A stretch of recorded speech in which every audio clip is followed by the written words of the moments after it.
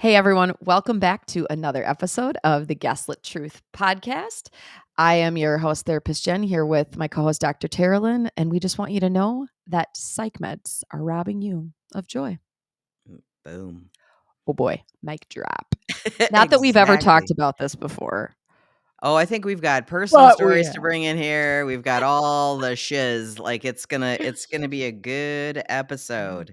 No, we got We something before that though. We got surprise. I do. I have a surprise. So after 6 years, drum roll please, of this thing sitting in my drafts, my book is out. Yay! Woohoo! Your best brain. Your best brain. You got to watch her on YouTube, what she's doing in the dance of joy. This This motherfucker took me 6 years. It All did right. not. It was 6 years of procrastination until I just decided that the end of last year it had to be done. And I'm actually glad I waited because I think it's better than what it was before. So anyway, Okay. Your Best Brain, you can find it on Amazon, of course. Yes, you can. It's there. It's there. Leave me only 5-star reviews. If you want to leave me less than a 5-star, just don't do it. Send me an email instead. So, Terry, to give you a little plug for this book that you wrote, by the way, why do people need this? Why do they need it? Because it helps you with mental health differently. So it's my whole shtick, right? It's my whole shtick in this tiny little book. And I think the thing that I'm the most proud of with the book is that I wrote it to be very consumer friendly. Okay. I didn't write it as a textbook. I wrote it kind of like me writing you a letter. So when I tell people to read the book, I'm like, did you hear my voice in the book? Like, did you hear me talk to you? And people are saying, yes, I could totally hear your voice coming through in this book. So this is kind of like your own little personal sessions with me. And my story is also in the book, which I think is important because it's not just a provider telling you what to do. It's a provider telling you where they were and what helped them as well. So plus, all the goodies about brain health and amino acids and nutrition are also packed in here too. So I would expect no less. yes, that's right. So get your hands on Your Best Brain. 5-star reviews only, people, just like we say in the Gaslit Truth. Only 5-star reviews. Don't even give us bad stuff. We don't even want to hear it. We don't even want to hear it. That's not a thing. Fine. All right, with that in mind, we're going to bring in our special guest today. And we have been in communication with her for months, I think, to get her on the show. Have. She's here. Months. Emily And here. She's here. Yep. We would like to welcome Emilie Jordao to the show. Welcome. Emily is an integrative nutrition health coach, yoga teacher, Reiki practitioner, and EFT practitioner, passionate about helping individuals heal naturally. You're in the right spot. Specializing in supporting clients during psychiatric medication tapers, she continues her personal journey with professional expertise to guide others towards vibrant mental, physical, and spiritual health. Through her Beyond Medication method, Emilie offers personalized coaching, emotional healing processes, and holistic practices to help clients release limiting beliefs, regulate their nervous systems, and nourish their bodies. Her mission is to empower others to reclaim their lives and rediscover joy on their path to healing. And I found her over on TikTok months ago because she was one of the only people at that time that I ran into talking about psychiatric medication withdrawal who wasn't a, licensed medical doctor or something like that was doing it. And I was like, please bring her here because I think this space is big enough for everybody. And also we need a lot more integrative care in the space of psychiatric medication withdrawal. So please welcome Emilie to the show. Thank you. Now, keep in mind, Emilie, this is a podcast, so you can't just nod your head. You got to give some words. Yes. Quit that humble shit. That's for YouTube. Yes. Awesome. Thank you so much. Yes. Yeah, I agree with Terry. Emily, you are doing some really good stuff out there. I found you, I bet you it's about a year ago now. And when you came on today, I'm like, why is she not with her thing doing this? Because I'm confused. Like, you need to be sitting here talking like this, like you were at the beginning. I know you still do that on your Oh, videos, she right? changed her She's got style on TikTok. she's got a Yeah, mic, and you can hear her so well compared to so many other yes. content creators, because she Mhm. holds that little Oh, sucker right up, good. and you can hear you so I'm well. so glad. So like she's coming on today with this. I'm like, I wonder why. It's a little What's different, happening? but I love that. I love that you No. do that. So yeah. Yes, absolutely. Yeah, this setup's so much better. Like, make sure that like I hear you so well, and there's like Yes. no picking, anything else, and Yeah. just let me know. Like, I am in the jungle of Brazil, and if there's any other noises, that's why I'm inside a mosquito net. Because Oh, is you that what are. you That's are? what that yeah, That's this so is. is what it funny. is. So are So you outside right now? yes, I'm Ca- outside my hut of my Can house, you and pan with your camera, or is it really stationary? Like, so we can no, you see. can't Look at see There we much. go. So her. you see, there's the Oh, jungle. you guys got to go to YouTube to see this. This is This is hilarious. really, really cool. This The is the only way coolest I thing can sit still is if I'm inside of this mosquito net. because So you literally I'm can't like, go anywhere. it's just exactly like I am either moving or, Yeah. or sitting inside of this. But I thank you so much for bringing me in. I really, really appreciate it, and I can't wait to just have this conversation. And thanks for mentioning, Teralyn, about me like just being a different kind of practitioner in this space. For the longest time, I didn't feel like I had a voice. I didn't feel like I was, qualified to help people with this. And then I realized that my biggest qualification was my story, was my path. And that's why people come to me, because like you said in your book, you relate to people at a personal level. You've been through it. So it took me a long time to find my voice, and I feel just so honored to be in a space where this voice is valued. So thank you.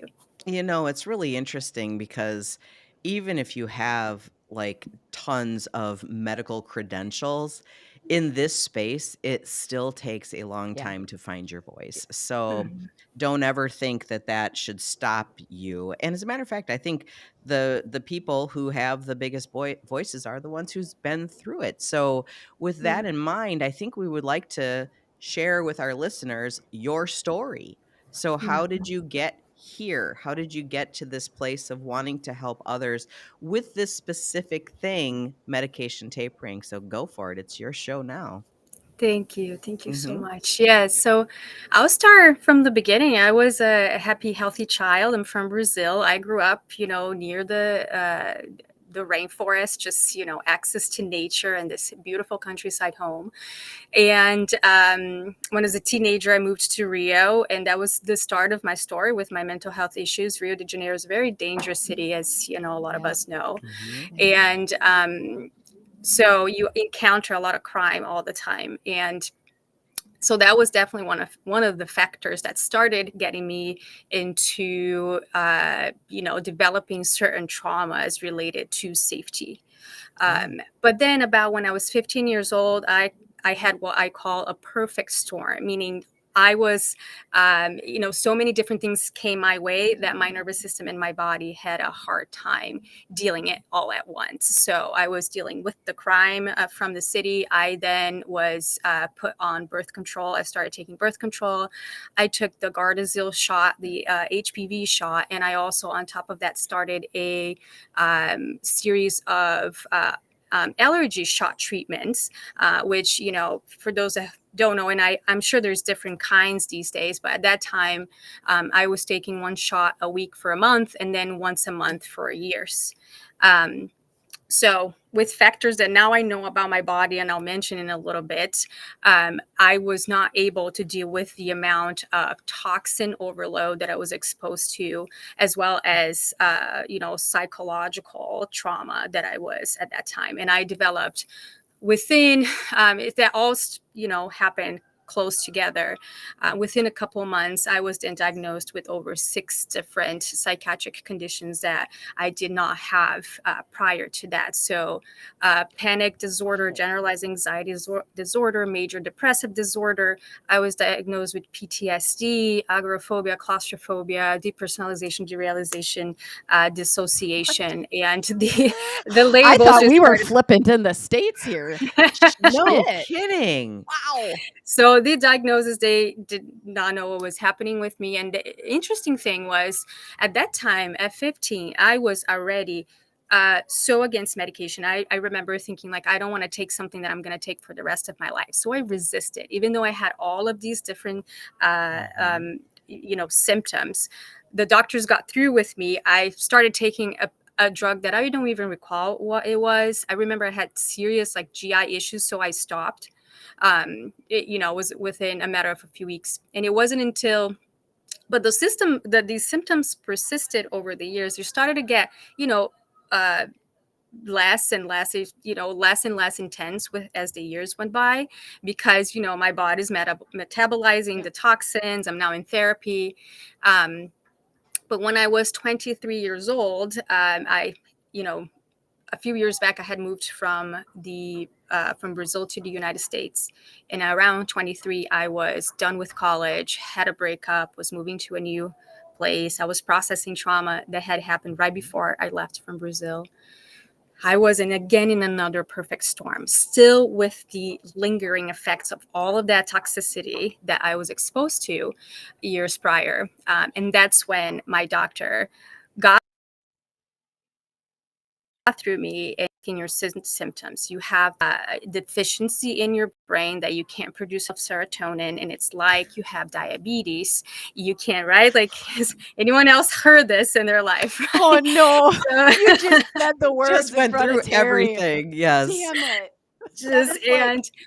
Yep. There's nothing you can do. I remember you saying, like, your humor, you mask really well with your humor. And he was right? Like, that was my mask, and that's to show the world that I was not doing well. But that's how he convinced me to take Lexapro. And I remember thinking, like, I don't want to be on this forever. And he was like, well, we'll put you for 6 months. And after 6 months, we will reevaluate, see where you at. So I started taking that, and lo and behold, for 6 months, I felt better. I really did. It was not something I didn't develop any side effects. My anxiety was better. But also within those 6 months, I had a new group of friends. I was enjoying my job. I was enjoying the place that I was. The heartbreak was, I dealt with that. So I was in a better place, right? So to me, it's hard to pinpoint. Was it the drug? Was it the life circumstance? What made me feel better? But all I know is that after 6 months, I realized that a lot of the symptoms had returned. And that was, more related to anxiety. I would wake up with these nighttime palpitations that took me to the ER a couple of times.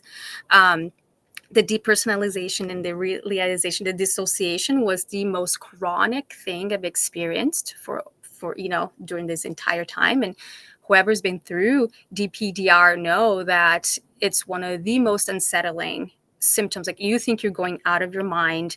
You think that no one experiences that you're having some sort of spiritual hijacking. That's, it's really incredibly difficult to deal, because you don't feel like yourself and you feel out of touch with reality. So I started to live small. I started to, I told my doctor, I'm not ready to come off. These things are still happening. And I literally started to, my way of dealing with it was avoiding it. So anything that would trigger that was driving at night, going out at night, anything with like really bright lights or different things, different social situations, going to a concert, I would avoid at all costs, because that's when it triggers. And or I would take a Xanax, because that's my doctor said, if you feel overwhelmed, take a Xanax. So that was my way of dealing with it. Right. And so that started to go on, and eventually I realized, like, I want to come off this drug. I don't know what's doing to me in the long term. Even though I was not on a health journey at that point, I was not taking a look at my diet, my exercise, my mindfulness. I just had this sense that I'm like, I just don't want to be on this forever. So I got in touch with my doctor, and he gave me the classic tapering guideline. I'm not sure if any of you heard this before. So half it for 2 weeks and half it for another 2 weeks, and then come out. Right? You know, I got to stop you right there, because I was just dragged on Instagram for a post that I said, if your doctor says do this, just take a step back and reevaluate. There's nothing wrong with doing that, like all this stuff. And I was like, clearly you've never done it, because, You have, yeah, yes, exactly. Yeah. yeah. Mhm. Exactly. It's like, I'm like, there's nothing wrong. Like, have you been through it? Right. That's Mhm. and that's Right. too what is so wild about this path is some people will do it no problem, and some people will really Yeah. Right. just Yep. have Mhm. a horrible time. The problem is the people that did it no problem, it's like, older people are, now saying like, oh, I smoke a cigarette and I drink black coffee first thing in the morning. And I'm And 98 I'm years old. fine. Like, and I'm I'm fine. fine. It worked for I'm me. like, I'm Mhm. fine. Yeah. I'm like, Yeah. define yeah, fine for a second, define. like, yes. Yeah. But I also I think would so many argue people have that's lack of like self-awareness, right, like, right. And how optimally fine are you? Because if you cut that cigarette and that black cup of Yeah. coffee out about 30 years earlier, you probably feel How much? totally different, right? Like you're yes. missing out. You're missing out on what it could really Mhm. feel like. So, Yeah, because you don't know So what you don't know. yeah. yeah, and our What you need Okay. in definition your of body. fine is Yeah. is different, and So you didn't everyone's like that advice, Emily. so I did not. You were So I hesitant. actually no, I followed through. I'm like, okay, Oh, that's you what I did. have to Oh, do. I okay. didn't know any better at that time. I did Yep. it, half that, and sure enough, I started having withdrawal. And the first one was brain zaps. I remember exactly, I was in grad school, I was drawing, and I remember having a brain zap. And I'm like, I just had an electrical shock inside my brain. And I'm looking around, like I'm looking at my hands. I'm like, oh my gosh, what did just happen? Started Googling it and finding it's the thing. Yeah. Did not tie that to psych med withdrawal at all. I just like, okay, I'm glad it happens. If it happens again, I'll go to the ER, get a CAT scan or something, right? Mhm. Um, and and then every time I try to quit it, increasing anxiety, increasingly DPDR, very intensified. I will go back to my doctor like, hey, this is what I'm feeling. They're like, see, that's why you can't come off the drug. Do you understand? This is your condition returning. You just can't get off. Like, let's put you back on 5 to 10 milligrams of Lexapro.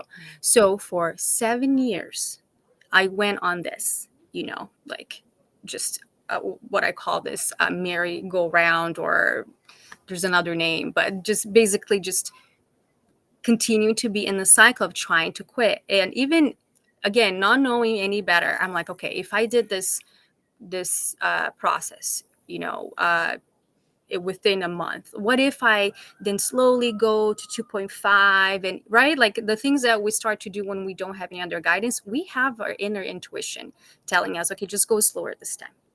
Mhm. And I did that, and I spent years just again doing the cuts that were available to me, which from Lexapro was 10, break it to 5, Yep. get a 5 milligram pill, break it to 2.5, and Mhm. that's the end of the road. From 2.5 you jump to Yes. 0 because there's nothing else you can do. Yes. I did not know about the liquid formulation at the time, was not not a Yeah. thing for me. Yeah. So I was at 2.5 for the longest time, right? And again, I would try to go to 0 from 2.5 and have withdrawal and come back. Yeah. So in this cycle for 7 years, until that was the last year that I considered that I was still inside the matrix. What I mean by that is I was blindly following the directions of my doctor. I was not looking for anything deeper at the root. And I always go back, like, what made me wake up? What was the wake up call? And to me, it was, and I think for a lot of people, it was really something physical. I looked at myself in the mirror, and I had gained a lot of weight. I had acne. My hair was falling. And at that point, I'm like in my mid 20s, like, why do I look and feel this way? Right. And I remember going to a dermatologist, and she was the first one who ordered me some blood tests to check my vitamin levels. First doctor at that point to do that. And Dermatologist. a Hey. dermatologist, because she's like, I want to know why your hair is Yeah. falling. Yeah. Well, I Yeah. mean, this she probably was thinking about putting you on Accutane or something too, somewhere She in there, did. right? She did. Been there twice. So yeah, they'll check the levels. I'm not giving credit to your derm, but I'm just saying there's usually an ulterior agenda. Okay. Oh, Carry absolutely. on. She did that exactly what she did. But I'm like thankful for it because she saw like my B12 was at 186, right? Like if you are in this, that for mental health, That's over really good, 500 yeah. in the thousands is where you want to Yeah, have your that's really B12. low. I was at 186. And I'm like, why is that? So I remember thinking, why is that? Oh, she told me take a B12 supplement. And that kind of woke me up. I'm like, okay, but why am I B12 so low? Then I started going into the rabbit holes of health. I have a wonderful friend who is a health coach, and she works with children with development delays, and she traces it all back, to childhood toxicities, dietary traumas, and she was the one like, have you heard of Kelly Brogan? I think you should read her book. And that's when A Mind of Your Own, that was the book that kickstarted my waking up to antidepressants. And I'm like, oh my gosh. It was actually terrifying to read that book while on meds. So I just want to put that out there. Sometimes we are in a place that we can do that. Sometimes we're not. So it's okay to not go there if you are tapering. Just want to say that because multiple times I was scared to death. But when you are at such a point that only that kind of fear that was able to snap me out of, just following blindly the directions from my doctor. So I started to just do a complete revolution in my life. That's when I decided to become a health coach, and I did a 30 days AIP diet, so the autoimmune protocol. Dr. Amy Myers, she was another doctor that inspired my path. So I completely went in a very anti-inflammatory diet, added some supplements for gut healing, and just in there, like I lost weight, my palpitation started to go away. And I decided that I needed to then again start to look at my health more holistically. I had not taken care of my body. I was not exercising. I loved yoga, but I was not meditating. I wasn't exercising. So I decided to go back on that and eventually get certified as a yoga teacher. So I started to doing all of that, got certified in Reiki to be able to give myself energy healing, give others energy healing. But still didn't know much about tapering. So I was feeling more confident. And I'm like, this is when I go. I went from 2.5 to 0. Very confident that was the last time I was going to do that. And for a few months, I was fine. So I'm like, success. I am healed and great. It all worked out. And it all hit 2 to 3 months after my last pill of Lexapro. I had the most horrible depressive episode I've had in my entire life. I felt like I was in a tunnel. I couldn't see more than 5 minutes ahead of me. That was the whole of hopelessness, that I couldn't get out of bed. And I just, that's when I went back and I talked to my doctor. I'm like, what is happening? Right. I went back to him. I'm like, stopped taking Lexapro. It was good for 2 months, 2.5 months. And now I'm in this deep. And then again, now I know. I just let myself be convinced, because in practicing radical responsibility, I know that he was doing his job and I'm responsible for my health. But what he told me was like, you need to go back on Lexapro 10 milligrams again. 10 milligrams. I was on 2.5 for years. And I did. I did because I was so desperate. So that is something that I want to bring to the people in this path that are in such deep places that they consider going back to the medication. And sometimes they do. To give yourself compassion, to give yourself grace, because when you're in the deepest depths, you just want to be okay.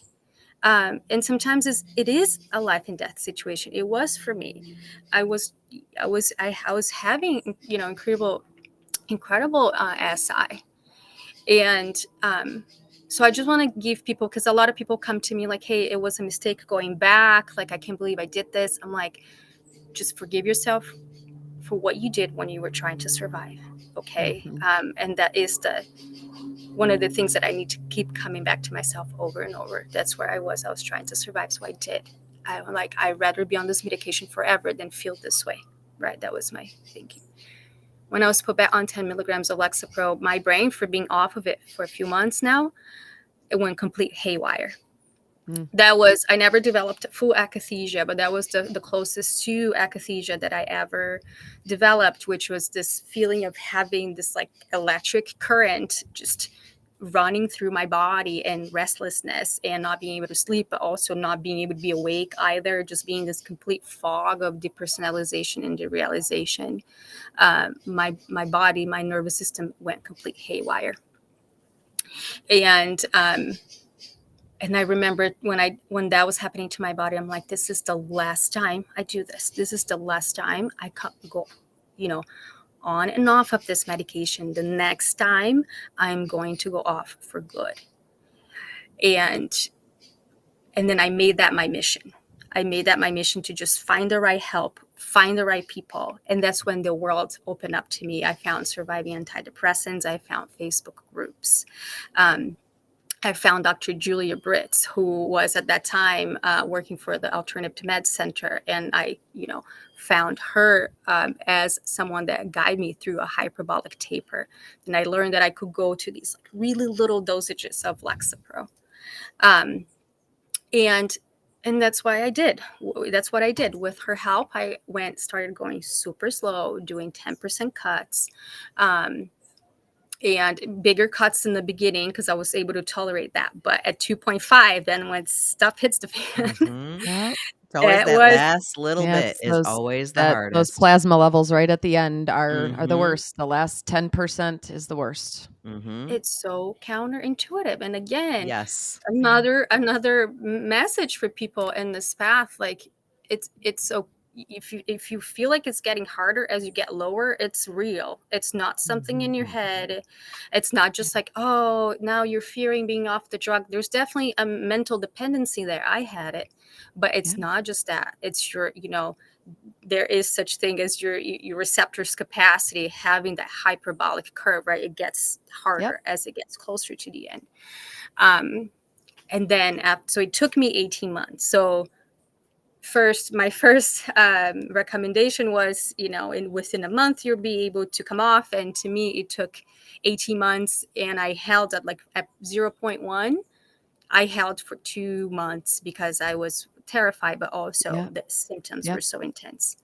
And during this whole process, just doing so many trying different healing modalities, and just continuing to find what was that would help me go through that. But I realized that, it was after my last dosage, my last syringe of Lexapro, my work continued. It was not like, oh, you got to 0. And then now, now you're, off withdrawal. There is such thing as protected withdrawal when you're off the drug, but you're still having symptoms related to that. And I definitely had that. For me, was the emotional numbing. So I always, that word is not, correct me if I'm wrong, anhedonia. What is it? Anhedonia, where you just feel flat. I had that, blah, exactly. Not be able to access joy. And I realized that, during this path, I also made, I could call them mistakes, but just try and error of different things, right? Like different strong killing protocols, detox protocols, or like out there, just peak treatments that I thought, this is what's going to get me out of withdrawal, right? I'm going to do this cleanse, and I'm going to, and quickly I found out that was the same thinking that I had applied to the pill. There is this one pill that's going to cure me. That's true. Yeah. And I'm trying to find that with an alternative, right? Like, oh, this is going to be the That's detox. true. Yeah, That's and funny. I think that that's very if I can pause for a second to hear Emily, what you're describing is so incredibly real for so many people that are listening right now. It really is, and I like what you said about just trying to survive. That same mindset I think applies too with what you were just talking about, like this one more thing. This is going to be the thing, and it is like a survival mode, because think about what that does for your central nervous system when you're constantly like thinking this one thing, and then it's a letdown because that one thing didn't actually be the thing, right? But so many Yeah, people sit in that. exactly. Terry and I have clients that come to us all the time, and is this brain health protocol going to be the thing that works for me? I had Yes. somebody ask me that this week, and I said, Mhm. I would never guarantee that to you, because in fact it's probably not this one thing. It's probably not. And Yeah, it's a whole way to shift the way you view all these interventions that you're doing. Because as I'm sure you're going to get to, is absolutely. it's all of them. It's Yeah. everything. Yes, It's it's all everything. of them, and it's complex, and it's different Yeah. for everyone, and that's why it's so complex. Is because we just want, again, I have a method, right, that I created. This is my beyond medication method, but within that method, there's so much flexibility. There's so Mhm. much room for the bio Yeah. individuality. No one size Yeah. fits all.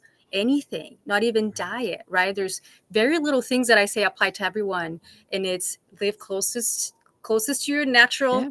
instincts or natural self as possible, and and find connection with yourself, others, nature, and God. Mhm. That's the only thing that I can say. Okay, this is, but how it looks, it will Mhm. be different for But I everyone. wanna just interject here for a And second because you're trying to, and I've said this to people too, like, you're trying to reconnect to your own intuition here, and which is very difficult when you're in a state of disconnection It is. to yourself, period, and Yeah. to the world, right? Like, the derealization, depersonalization, like, I remember feeling like my head wasn't connected to my body anymore, like, Mhm. all these things, and we're saying, like, you gotta feel something, you gotta tap back in, you gotta go with what your gut is saying, not what I'm telling you to do, right? Yeah. So, people come in and they're like, mm, I want the secret sauce, I want the recipe, Yeah. I want this Yeah. thing. And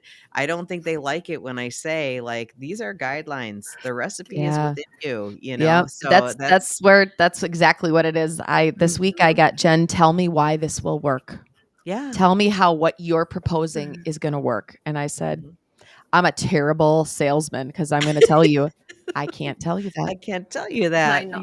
It So Yes. can be yeah, helpful. I'm not going to try to convince you of anything here. I'm not, and which makes me a very terrible Mhm. businesswoman, and but damn ethical, because the reality of it is Yeah. that's not real. It is not real. And so But I'm this is the really, world we live in. really This is glad that you brought world that this we up. live in. Yeah, Yes, that we're like, "Give me the The secret thing, sauce. give me the thing You that's give going it to to fix me." We it. talk about Jen and I have talked about this all yes, the time, like, someone. letting go of your personal decisions and agency on this matter. You cannot. You have to maintain that at all Yeah, times. Don't give it to me. I don't want that. yeah. I don't want that. Yeah. You You gave got to it find it. to you Mhm. gotta find it. You Yeah. gave it to your doctor who prescribed all these things to you.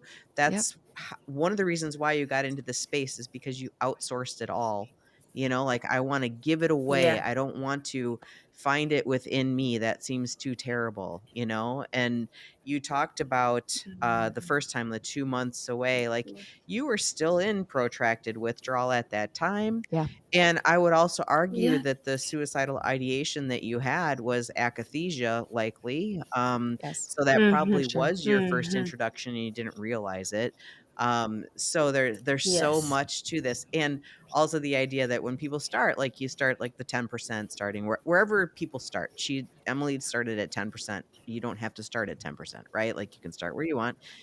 But it's so, Exactly. like, when you start something, it's empowering, like, "This is going well, like, this is going Mhm. really well," and then you get down to that last little bit, and you're like, "This isn't going so well anymore," like, "This is the hardest thing." Mhm. So you kinda lose that hope, which is required and Yes. essential to get through the rest, right? So it's like starting a new Oh, diet plan, "Hey, I'm losing weight, I'm losing weight."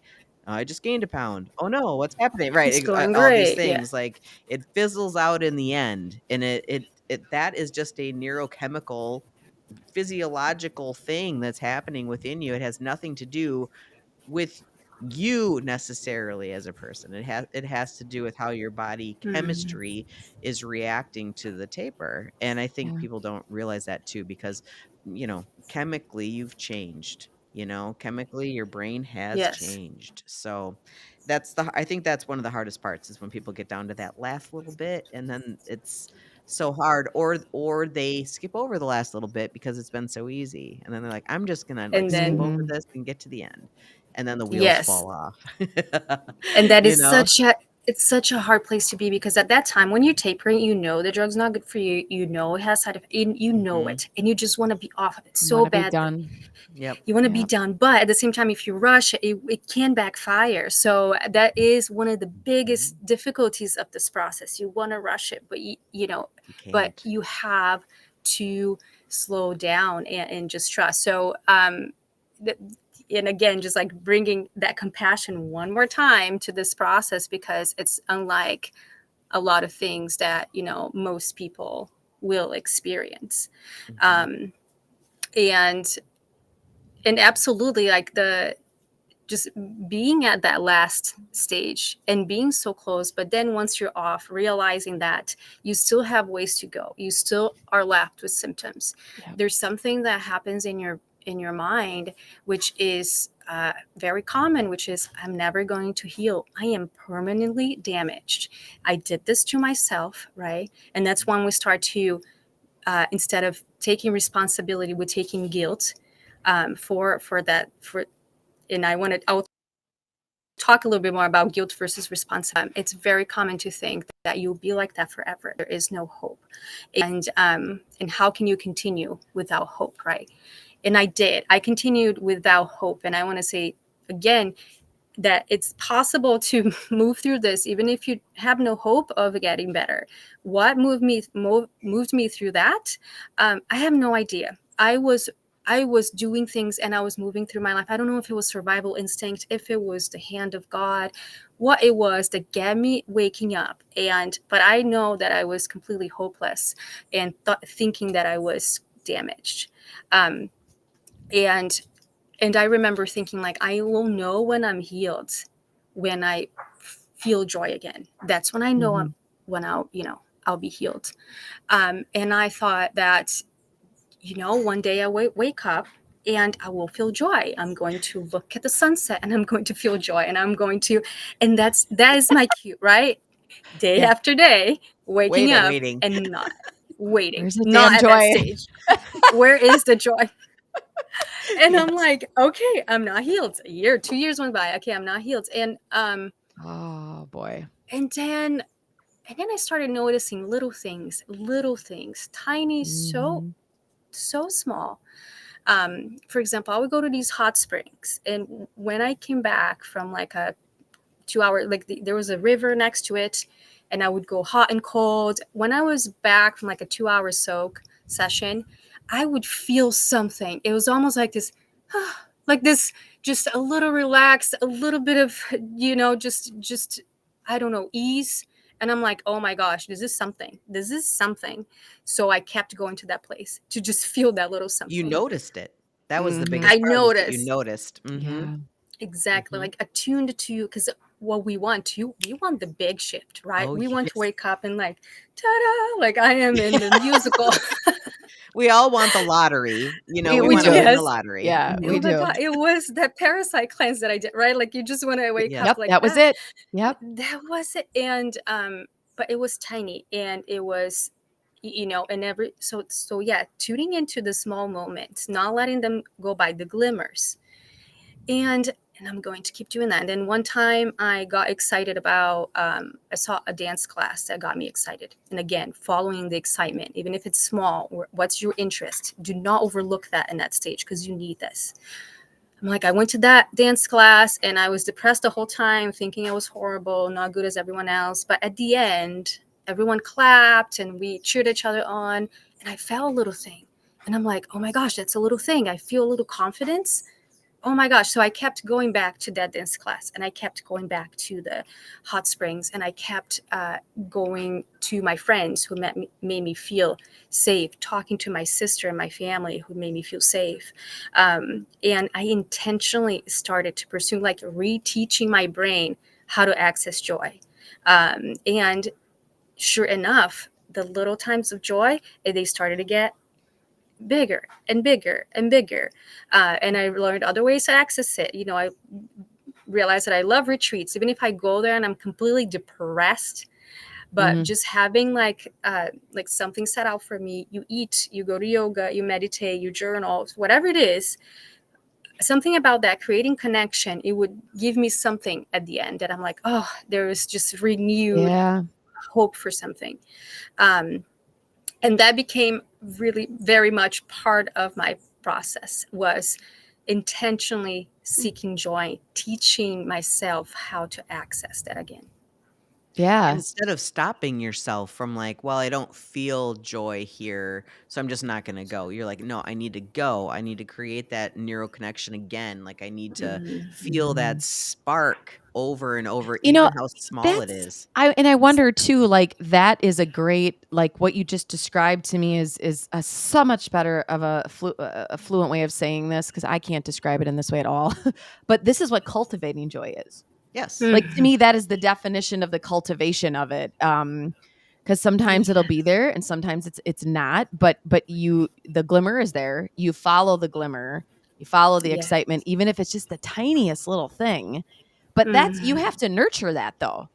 Absolutely. It's not going to fall in your fucking lap. Like it's not going to just fall there.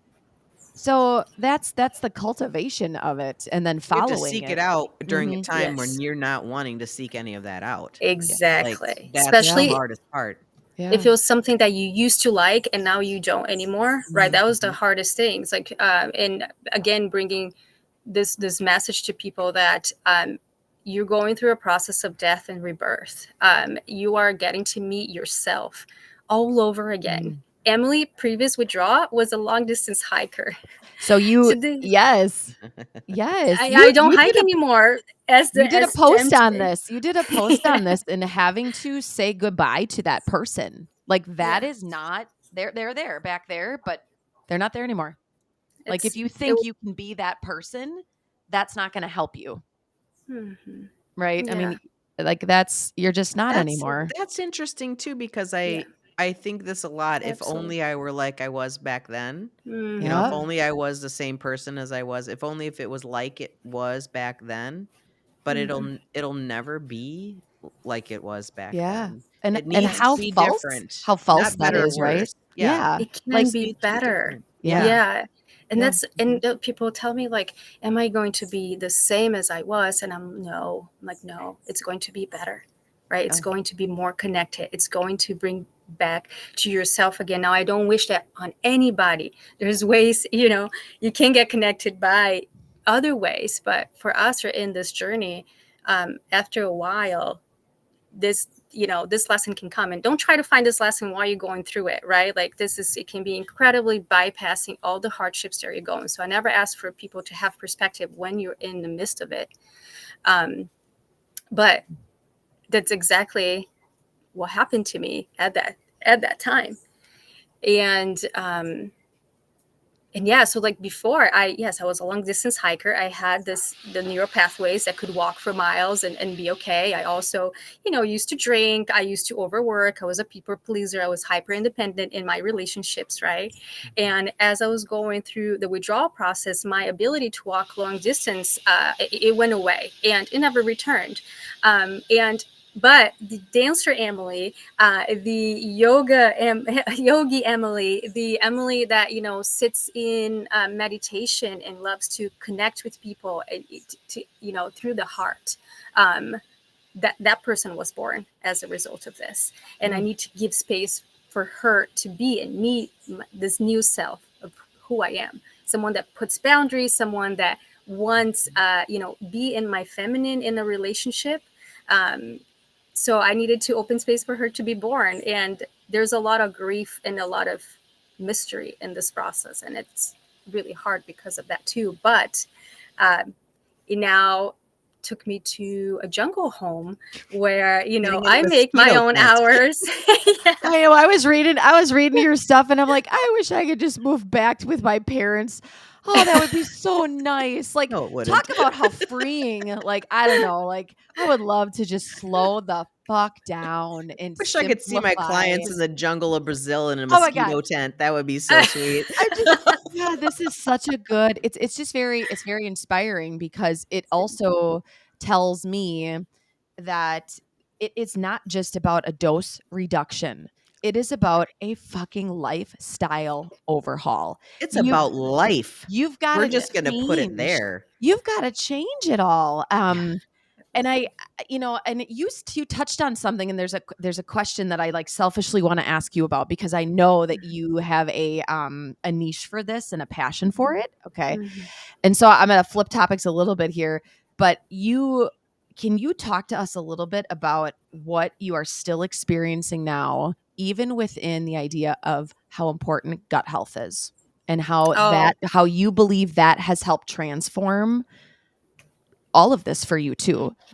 oh, absolutely. So gut health was the foundational. First is where I started. It Yep. was the first thing that opened up, all of this for me. And I started by overhauling my entire diet. I ate a highly processed diet. I ate sugar. I drank lots of caffeine. I drank alcohol.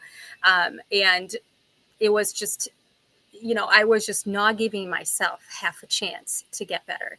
And once I looked at that, that was one of the most impactful things that I could have done for my health was to again I've done it all. I've done paleo, AIP, carnivore, vegetarian, vegan. I live in this community is vegetarian where I am. So when I'm here, I am in a state of vegetarianism. So I go through, but all these different extremes, and I'm okay, and I have vitality. So however it looks like for you, one dietary label or another, just make sure it's whole food based, that you're getting quality food, that you're cooking your food, that you are not eating processed food, and that you are again giving yourself a chance to reconnect with yourself. That means laying off the mind altering substance a little bit. Is it the alcohol? Is it the caffeine? Is it sometimes the weed? Like Mhm. give yourself to meet yourself. Give yourself the chance to meet yourself Yeah. at this stage. And from there, you see that like people ask me now, like, what is my diet? And I'm like, I'm so flexible because my body can handle that flexibility because of all of the, the work that I've done in just feeding it. I like to put it foods that love me back, because we put good or bad foods, right? Like foods that you love that love you back. Mhm. Yeah. Um, Finding this path of connection through food as well, understanding that it's, how you eat your food with mindfulness, with presence, where it comes from, it matters. How you cook it, it matters, right? So it's all related to your gut health, and we don't have to be so focused on it, like so perfectionist. It's better to eat a imperfect something than a perfect nothing, right? You have to nourish yourself, but Yeah. just you know leave it as a lifestyle to eat foods um, and other things, even if it's information, quality time with people, things that love you back. Yeah, Mhm. I Yeah. really enjoy that. Because as you were talking, like people are like, "What is your diet? What diet? Uh-huh. What diet Yeah. can I do? And give Yeah. me the shopping list and tell me what to eat and when to eat it, and I Exactly. will do Mhm. that." Again, that outsourcing of everything. I do believe that people innately know that Mhm. what they're fueling their body with is either good or not so good. Mhm. I do believe people know that knowing and acting within are two different things, right? So they know that drinking alcohol before bed every night is probably not a good thing for them, but yet they still do it, right? So Mhm. I do believe, but that is again like you have to really have some self-evaluation. Mhm. What is it that fuels the goodness within me and what doesn't serve me at all, especially when you're going through psychiatric medication withdrawal. And I wanted to Mhm. add one more thing too, because she just described like a beginning, a middle, and an end of your psych med taper. And it doesn't look like the beginning is starting the taper and the end is at the end of the taper, you know? And I do feel like so many people go into psych med tapers, and you'll see this in Facebook groups and things like that with, well, I just want to start now and then I want to be done. You know, they Mhm. go into it with that it's just about the taper because it's just been about the prescription for so long. You know, again, give me this and I'll feel better. Give me this. And then when I'm done, I just want to do it. I want to do it and be done, but realizing that you are somebody new, that you need Mhm. to learn who that person is when this is over. And I do remember, because I'm listening and I'm reflecting back, and after my own 6-year journey, I remember a state of feeling disconnected after that, still numb for a while, like, is this really it? Like, is this Yes. really what's gonna happen to me, And I do remember that phase too, because it felt like it went on for quite a while, and it wasn't until I, like, came out of my cocoon, you know, to learn something new and to keep moving and growing and things like that, but I also believe that the study of happiness was a huge factor in my growth as I'm putting this as I'm connecting the dots later, right? Like, it was a natural thing for me because I was told that I was not a very positive, upbeat human, and then I took that as a and this was right after, like, the psych med tapers were happening, like, I was done, and then I was in that weird fugue for a while, and then I was told that thing, and it was all kind of, in retrospect, very validating, to look into then happiness, life satisfaction, all those things, which I was, I guess, out of the fugue enough to be curious about it, like, I was not in a space before that to be able to even access that idea, Yeah. so when people end their tapers, like, you're not in a space to access a lot of ideas, so, grab the brass ring when it comes by, like, Yeah. just kinda open it up and do it anyway, right? Like, do the fun thing anyway, even if you don't wanna Yes. do it anyway. Yeah. You Exactly. gotta get those reconnections going, so a psych med You do. taper is really not about the taper. Mm-mm. Yeah. Ultimately, it's not about tapering a psych med. Yeah. It's about It's finding Yeah. yourself. yes, absolutely, absolutely. It's about dealing with the things that you haven't dealt while you're on the Didn't. medication. Yeah. Right. Mhm. Or the reason why So you got on the medication in the first in the place, right? first place. So here I Mhm. was sitting with all this toxicity, sitting with all this trauma. It's all coming back. The taper has this, withdrawal has the power of bringing everything that you haven't dealt with now for you to face. And now you have no option. If you want to continue with the taper, you have no option other than to face it. And that's when I understood that I was, taking a really big look at my lifestyle choices, how I was eating, exercising, but going to the sauna, detoxing. But at one point, it became really robotic, like a to-do list. Like I just need to do all these things in order Yep. to feel well. And I Yep. was not bringing into consideration, again, the joy, but also the nervous system regulation, understanding that I was in functional freeze for probably the majority of my life, Yeah. and conscious feeling of my emotions, be able to tap in consciously into my sadness, fear, anger, and joy, because first I was numbed during that process. I was all, really all over the place during the taper, and then again numbed after I was done with the medication. So finding in that, and that's when I thought that I found out that everything clicked. Like, okay, it is what you do with your body physically, but are you looking at your nervous system? Are you looking at feeling your emotions consciously? And I shifted the way I worked with my clients, because I was strictly a health coach, right? Let's talk about your diet, supplements, exercise, mindfulness, et cetera, et cetera.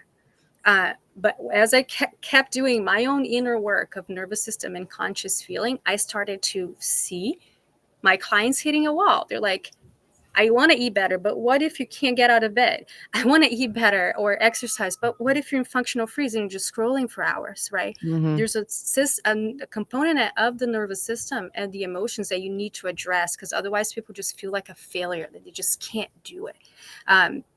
So I shifted my approach to include that, to include nervous system work, to include conscious feeling work. And that can look like finding safety in your body. And once we establish that safety, really letting out and expressing feelings in ways that sometimes feel weird and look weird, right? Like screaming, stomping, and just throwing a fit, or crying uncontrollably, or shaking in fear. But teaching yourself that you can go to these places and be okay, and actually going to these places is helping you feel all of this stuck, emotion that you've had maybe for an entire lifetime. Mm-hmm. Yeah. Interesting. It's really Gosh. interesting stuff.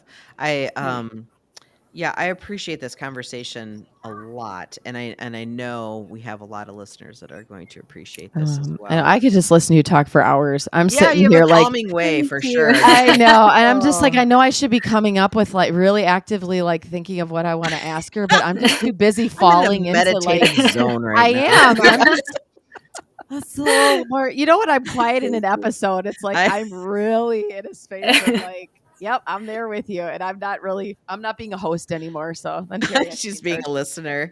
I love that. Thank you. That's funny. So If there's any final thoughts that you would like for people to know, what would they be? There is hope. I know you might be thinking that you're going to be there forever, that you ruined your brain, or that you're the worst case out there, that, that no one's ever seen anything like it. I want to tell you that as long as you're alive, there is a chance for healing. And I just ask you for give yourself the chance to see yourself on the other side. Being in this path, and myself, and working with hundreds of people that have been on this path, and I used to interview survivors as well, and I don't believe there's anyone out there that there isn't hope for them. I really do think that there is hope for everyone, and there's not one thing that is permanent. So I just want to leave you with that. It can be hard, and it can be long lasting, right? It could take a long time for you to develop the new pathways or heal that, but by no means is forever. So I just want to leave people with this Thank you so much message. for that inspiring message of hope. And it was Yeah, very of heartfelt, and I course. felt that. So, yes. And if you've hung out with us for this long, please like, follow, share, comment, subscribe, do all the things, and only 5-star reviews. that's Remember, right. only 5-star reviews. And if you want to get in touch with Emilie, all of her information will be in our show notes, and she'll be tagged on our Instagrams as well. And that wraps up another episode of the Gaslit Truth Podcast. Thanks, everybody. Thank you.